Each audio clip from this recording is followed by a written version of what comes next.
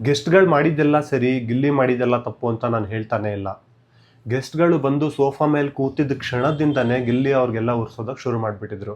ಅದರ ರಿಯಾಕ್ಷನ್ ಆಗಿ ಇವ್ರುಗಳು ಮಾತಾಡಿದ್ದಾರೆ ಆ್ಯಂಡ್ ಕೆಲವೊಂದು ಕಡೆ ಇವ್ರುಗಳು ಲೈನ್ ಕ್ರಾಸ್ ಮಾಡಿದ್ದಾರೆ. ಸೊ ನಾವು ಆ್ಯಕ್ಷನ್ನ ಬ್ಲೇಮ್ ಮಾಡಬೇಕಾ, ರಿಯಾಕ್ಷನ್ನ ಬ್ಲೇಮ್ ಮಾಡಬೇಕಾ?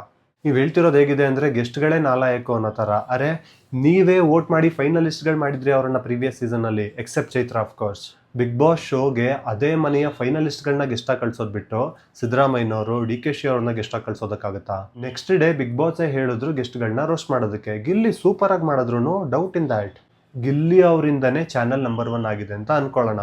ಹಾಗಂತ ಅವ್ರು ಮಾಡಿದ್ದೆಲ್ಲ ಸರಿನಾ? ನೀನು ಏನೇ ಮಾಡು ಗುರು, ನೀನೇ ಸರಿ ಅನ್ನೋರು ಬ್ಲೈಂಡ್ ಫಾಲೋವರ್ಸ್, ಸರಿನಾ ಸರಿ, ತಪ್ಪನ ತಪ್ಪು ಅನ್ನೋರು ರೈಟ್ ಫಾಲೋವರ್ಸ್. ನಂದೊಂದು ಓಪನ್ ಚಾಲೆಂಜ್. ಸಪೋಸ್ ವೀಕೆಂಡಲ್ಲಿ ಸುದೀಪ್ ಸರ್ ಗಿಲ್ಲಿ ಅವ್ರದ್ದೇನು ತಪ್ಪಿಲ್ಲ, ಗೆಸ್ಟ್ಗಳು ಹಾಗೆ ಮಾಡಿದ್ರಿಂದನೇ ಗಿಲ್ಲಿ ಹೀಗೆ ಮಾಡಿದ್ದು ಅಂತ ಹೇಳಿದ್ರೆ ನಾನು ಬಂದು ಸಾರಿ ಕೇಳ್ತೀನಿ. ಅದೇನಾದರೂ ರಿವರ್ಸ್ ಆದರೆ ಕಮೆಂಟ್ ಮಾಡಿರೋರೆಲ್ಲ ಬಂದು ಸಾರಿ ಕೇಳ್ತೀರಾ?